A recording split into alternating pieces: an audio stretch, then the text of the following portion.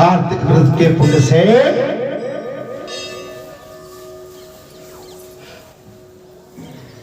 पुण्य तुम मेरे लिए अधिक प्रसन्नता देने वाली बन गई। पूर्व जन्म में तुमने जो भी मेरे मंदिर के द्वार पर तुलसी की वाटिका लगा रखी थी, उसी का फल है कि इस समय तुम्हारे आंगन में ये गर्भ वृक्ष शोभा पा रहा है।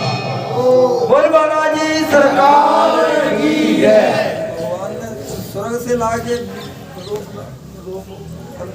स्वर्ग से लाके अर्थात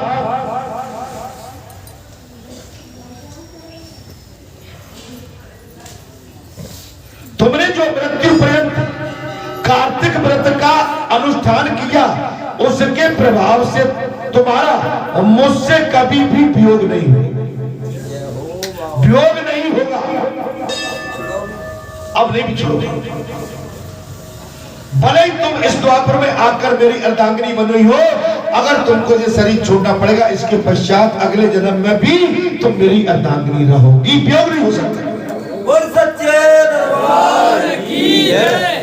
भगवान श्री कृष्ण बोले, हे प्रिय, पूर्व काल में राजा पृथु और महर्षि नारद का इस विषय में जो संवाद हुआ है उसको भी सुन लो।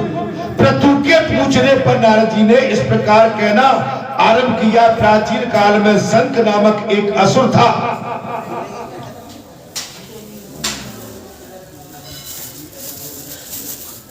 जो समुद्र से उत्पन्न हुआ था। उसने इंद्र आदि समस्त लोकपालों के अधिकार छीन लिए थे। देवता मेरुगिरी की दुर्गम कंदराओं में छिपकर रहने लगे। उस समय दैत्य ने विचार किया, यद्यपि मैंने देवताओं को जीत लिया, तथापि वे बलवान दिखाई देते हैं। अब इस विषय में मुझे क्या करना चाहिए? ये बात जो मुझे अच्छी तरह मालूम है कि देवता वेद मंत्रों के वश में ही प्रबल प्रतीत होते हैं। अतः मैं वेदों की ही अपहरण करूंगा और इससे सब देवता निर्बल हो जाएंगे, ऐसा निश्चित करके वे दैत्य ब्रह्मा जी के सत्यलोक से शीघ्र ही वेदों को हल्लाए। माने वेदों को हल्ने लगे। वेदों के मंत्रों से ही प्रबल है देवता। देवता वेदों के मंत्र से ही प्रबल है। उसके द्वारा ले जाए जाते हुए वेद भय से उसके चंगुल से निकल भागे और यज्ञ मंत्र एवं बीजों के साथ जल में समा गए। शंखासुर उन्हें ढूंढता हुआ समुद्र के भीतर घूमने लगा, किंतु उसने कहीं भी एक जगह वेद मंत्रों को नहीं देखा। इधर देवताओं ने भगवान विष्णु के पास जाकर उनकी स्तुति की। तब भगवान जगे और इस प्रकार बोले, देवताओं, मैं तुम्हारे गीत वाद्य आदि मंगल साधनों से प्रसन्न होकर तुम्हें वर देने के लिए आतुर। कार्तिक शुक्ल पक्ष की एकादशी को तुमने मुझे जगाया। उसी दिन की बात, कार्तिक मास की शुक्ल पक्ष एकादशी के दिन तुमने मुझे जगाया। इसलिए यह तिथि मेरे लिए अत्यंत प्रतिभागिनी और माननीय। शंखासुर के द्वारा हरे गए संपूर्ण वेदों को जल में स्थित है। वे सागर पुत्र शंख का वध करके उस वेदों को भी अभी लाए देता हूं। इस कार्तिक मास की जो श्रेष्ठ मनुष्य प्रातः काल स्नान करते हैं, वे सब यज्ञों के अनुभव स्नान द्वारा भलीभांति नहा लेते हैं। अर्थात तुम सब देवता भी मुनीश्वरों सहित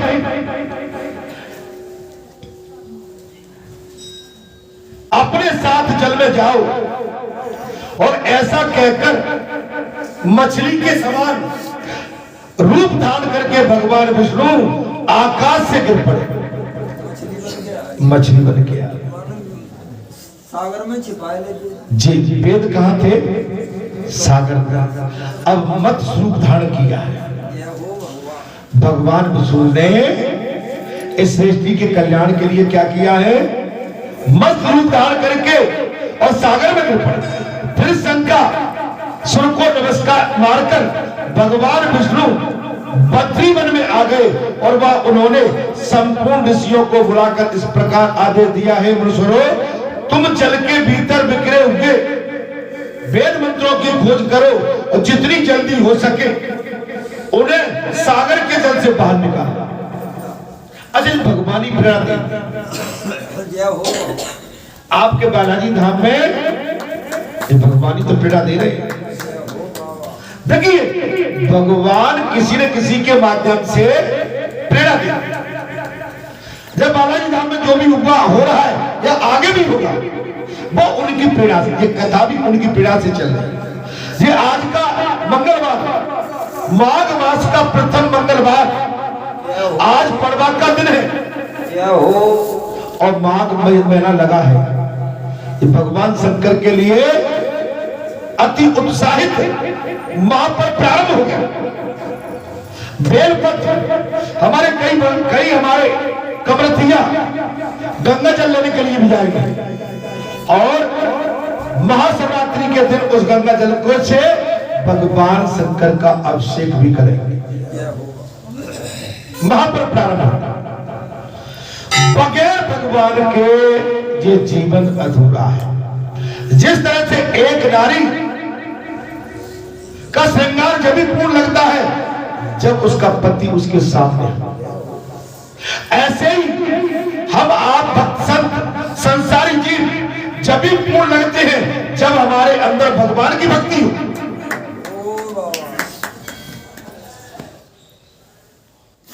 भगवान का भजन हो। बगैर भगवान के भजन के ये मानव जीवन अधूरा है।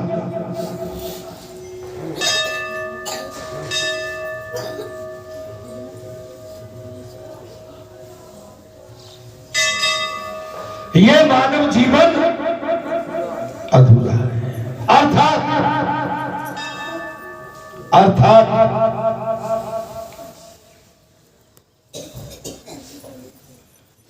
तब उन तपोवन संपन्न महर्षियों यज्ञ और बीजों सहित संपूर्ण वेद मंत्रों का उद्धार किया और उनसे जितने मंत्र जिसे ऋषियों ने उपलब्ध किए वही उन मंत्रों का उस दिन से ऋषि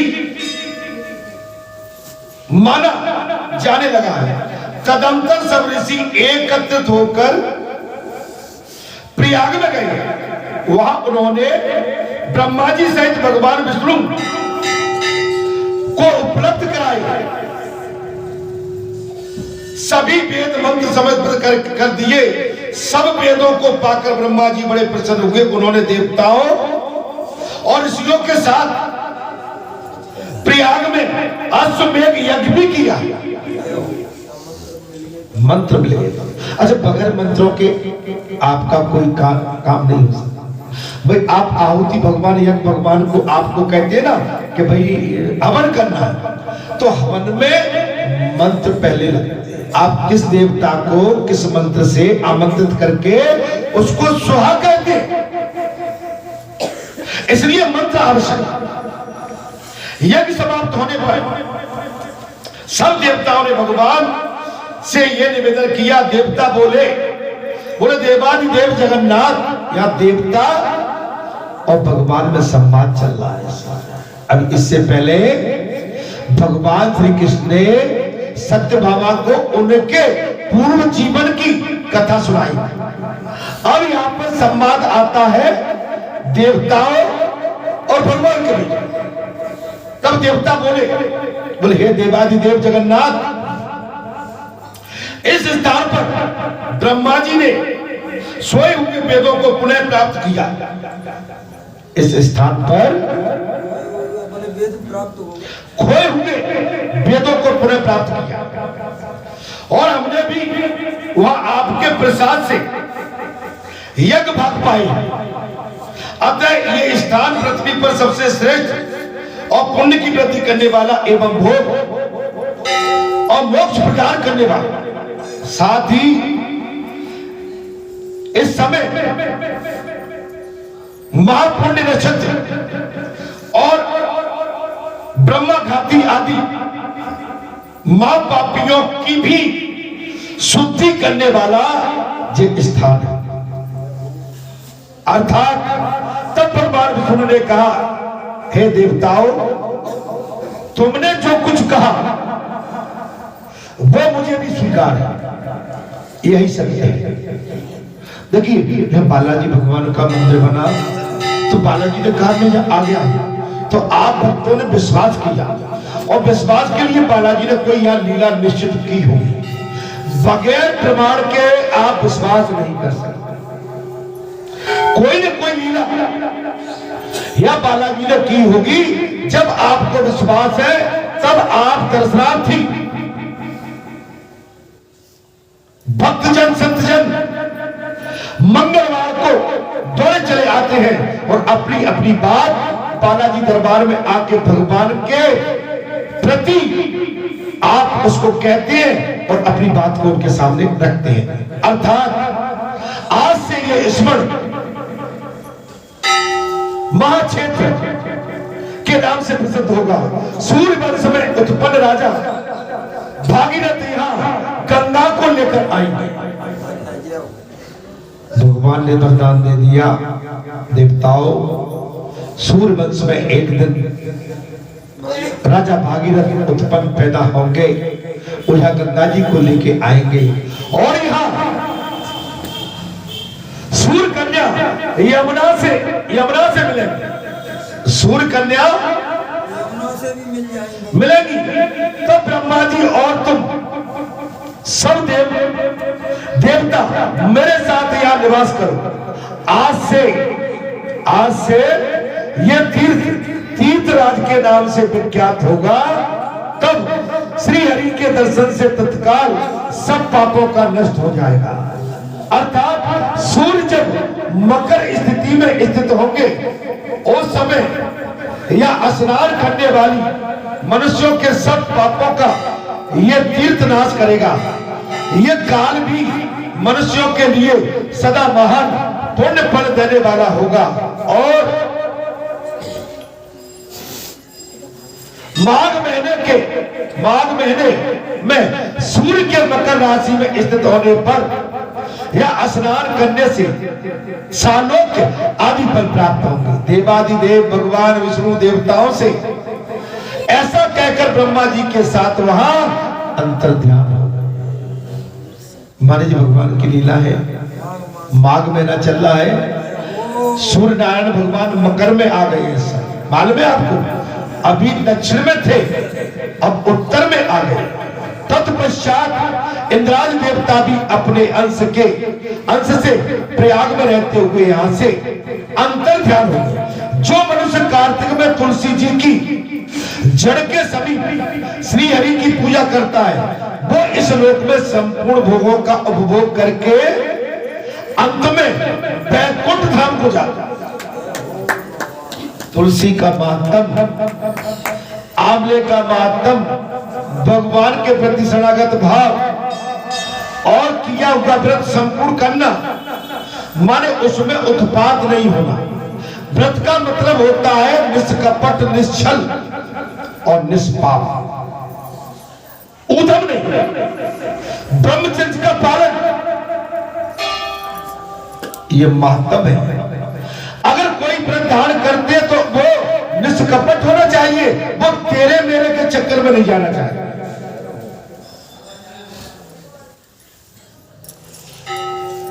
जो व्रत किया जाता है वो सबके कल्याण के लिए किया जाता है। अर्थात कार्तिक व्रत के पुण्य दान से एक राक्षसी का उद्धार भी हुआ। तब सूत जी कहते हैं, कहने लगे, कार्तिक के उद्यापन में तुलसी के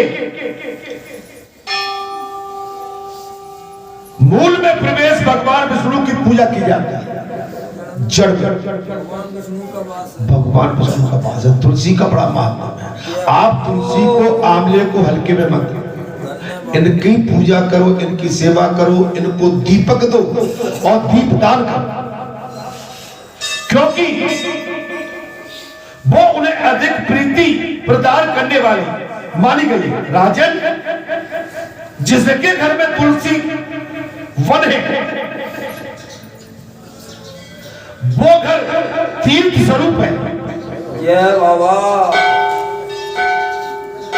आजकल तो एक गमला बड़ी मुश्किल में लगाते हैं, पता नहीं लगाते हैं, सूख जाते हैं, लाएंगे 800 वर्ष हो जाता है। तुलसी तो बिल्कुल घर में रहना चाहिए। तुलसी के बगैर एक संसारी घर अधूरा है। जैसे एक माता अपने सुहाग व्रत के बगैर अधूरी है, वैसे ही उन माताओं को चाहिए कि तुलसी के बगैर वो घर अधूरा है। वहां यमराज के दूत नहीं आते। तुलसी का वन सदा सब पापों का नाश करने वाला तथा अभिष्ट कामनाओं को देने वाला, जो श्रेष्ठ मनुष्य तुलसी का बगीचा लगाते हैं, यमराज को नहीं देखते हैं। नर्मदा का दर्शन, गंगा का स्नान और तुलसी वन का संपर्क, ये तीनों एक समान कहे गए हैं। जो तुलसी की मंजरी से संयुक्त होकर प्राण त्याग करता है, वो सैकड़ों पापों से मुक्त हो जाता है। जय हो। प्राणांत के समय में तुलसी अगर मुंह में आ गया, तुलसी अगर मुंह में डाल दिया, लेकिन उस समय तो घर परिवार को बुलाते हैं महाराज, तुलसी को सब भूल जाते हैं। बड़े कहाँ हैं, छोटे कहाँ हैं, जेठ कहाँ है, बड़े भैया कहाँ है, जे वो कहाँ है। जो मनुष्य आंवले के फल और तुलसी के पत्तों से मिश्रित जल के द्वारा स्नान करता है, उसे गंगा स्नान करने का फल भी प्राप्त होता है। जय बाबा। पूर्व काल की बात है। शाह पर्वत पर करबीपुर में धर्मदत्त नाम से एक विख्यात कोई धर्म एक ब्राह्मण रहते थे। एक दिन कार्तिक मास में भगवान विष्णु के समीप जागरण करने के लिए भगवान के मंदिर की ओर वो चलती है।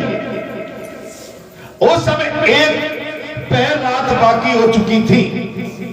भगवान के पूजन की सामग्री साथ लिए जाते हुए ब्राह्मण ने मार्ग में देखा कि एक भयंकर राक्षसी आ रही है। उसे देखकर ही ब्राह्मण भय से थर्रा उठा, उनका सारा शरीर कांपने लगा।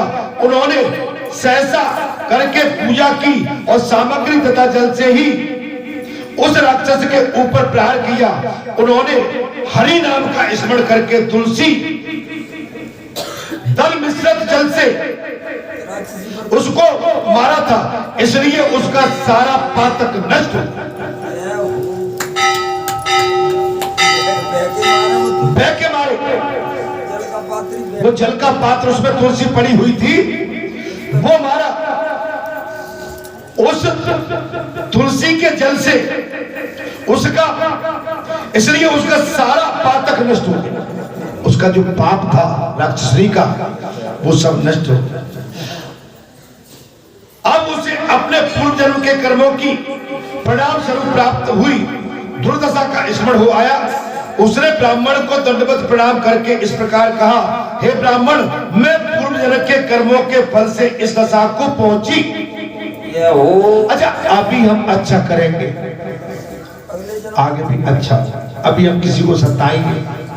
अभी पिछली कथा में निकला था ना महाराज कि जो स्त्रियां अपने पति को दुख देती हैं, नहीं छल करती हैं उनके साथ, या शारीरिक पीड़ा देती है, या व्यंग्यात्मक बात करती है, या बार बार तर्क कुतर्क करती है, तो उन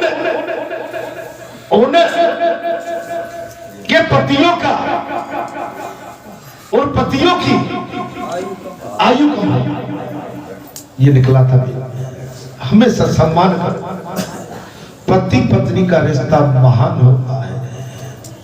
अगर हम एक दूसरे के विश्वास को खो बैठेंगे तो हमारा जीवन नरक बन जाता है।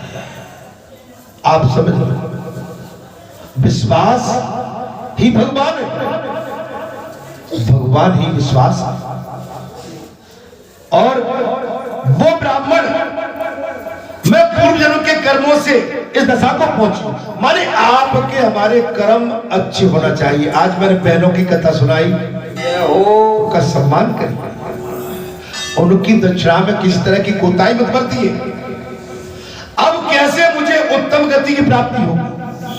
तब धर्मदत्त ने कहा, धर्मदत्त ने पूछा किस कर्म के फल से तुम इस दशा को पहुंची? तुमने ऐसा कौन सा गलत काम कर दिया कि तुमको राक्षसी बनना पड़ा? कहां की रहने वाली हो? तुम्हारा नाम क्या? तुम रहने वाली कहां की हो? तुम्हारा नाम क्या है? आचार व्यवहार कैसा? ये सारी बातें कृपया करके मुझे बताएं। धर्मदत्त वो ब्राह्मण बोला कि तुम्हारी ये दुर्गति कैसे हुई? कहां की रहने वाली हो? तुम्हारा नाम क्या है? आचार व्यवहार कैसा है? ये सारी बात कृपया करके मुझे बताएं। तब कला बोली, ब्राह्मण मेरे पूर्व जन्म की बात है, मैं सौराष्ट्र नगर में, मेरे पूर्व जन्म की बात है, मैं सौराष्ट्र नगर में बिच्छू नाम के एक ब्राह्मण रहते थे। मैं उन्हीं की पत्नी थी। मेरा नाम कला था। कल है और मैं बड़े क्रूर स्वभाव की स्त्री थी। मैंने सदैव कलह मचाती रहती थी घर में। क्रूर स्वभाव, क्रोधी। मैंने वचन से भी कभी अपने पति का भला नहीं किया। सेवा तो बढ़िया है, ये अच्छी मैंने वचन से भी अपने पति का भला नहीं कभी भला नहीं किया, अपने पति का भला नहीं किया। उन्हें कभी मीठा भोजन नहीं परोसा, सदा अपने स्वामी को धोखा ही देती रही। हमारी माताएं सुन ले इस बात को ध्यान से। मीठी पानी, पति हारा थका आया, कहां से आया? तीखे बाण नहीं, मीठी पानी। कब आया, कैसे आया? बैठो उठो तब जाओ। अर्थात सदा अपने स्वामी को धोखा ही देती रही। मुझे कलह विशेष प्रिय था। मुझे घर के अंदर राज, तर्क कुतर्क ये विशेष प्रिय था। अपने पति पर हमेशा आक्षेप लगाती रहती थी। इससे मेरे पति का मन मुझसे सदा अतिगुण रहा। माने इस बात को देखकर मेरे पति का मन मुझसे दूर बना रहा।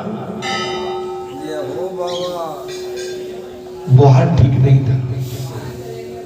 सदा किंतु परंतु करना, सदा हन की बात करना, सदा पति पर व्यंग कसना, तीखे बाण चलाना।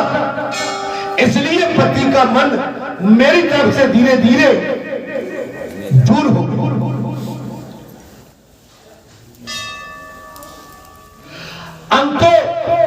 अंतो का उन्होंने दूसरी स्त्री से विवाह करने का निश्चित कर लिया।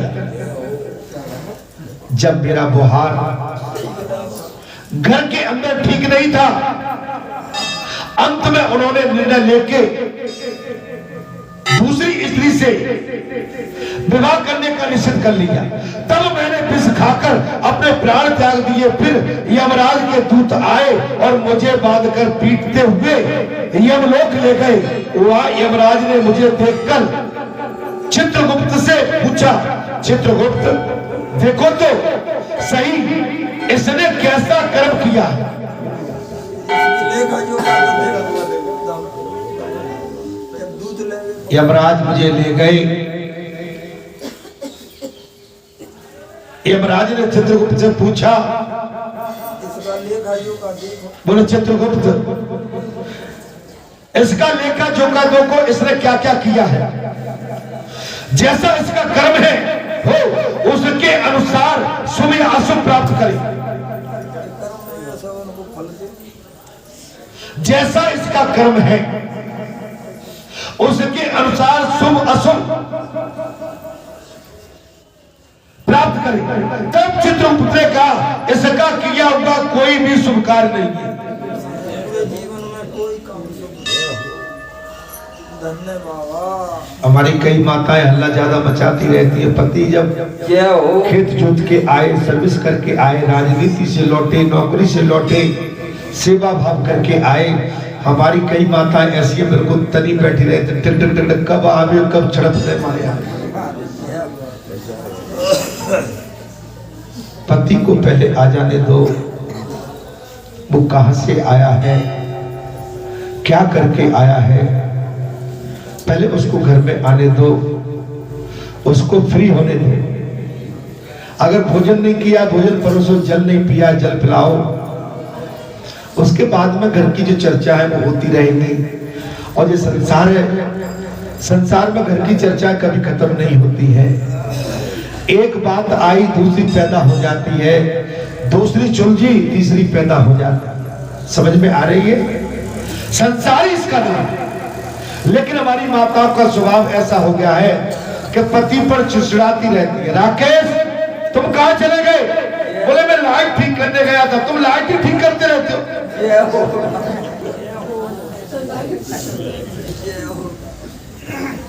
मेरे बाबा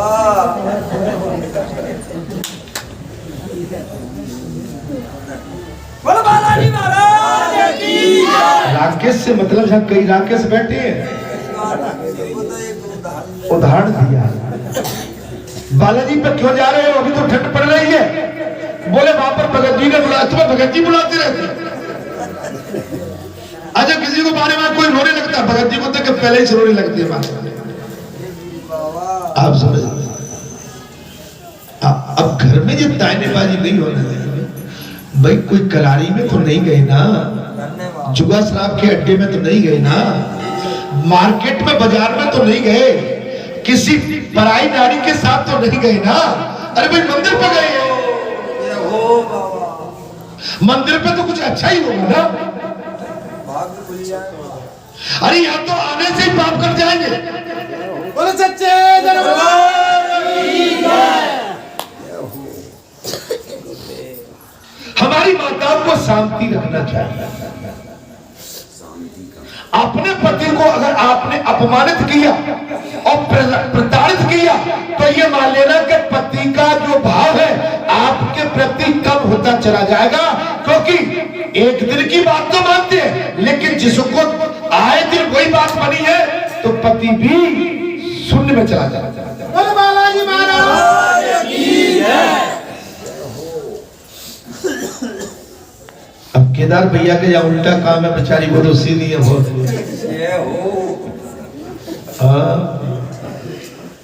अब मुझे पता नहीं हमारी बहू भी सीधी होंगी, मैं किसी पे आक्षेप नहीं लगा रहा हूँ। तो बैठे महाराज जाने काम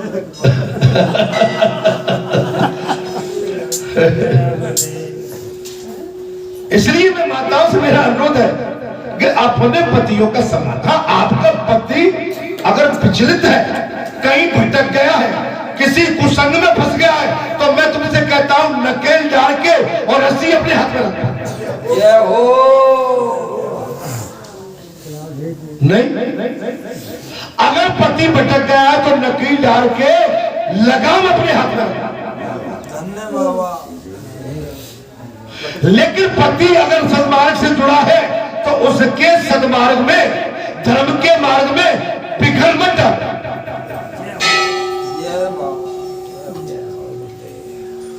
बिगड़ मत।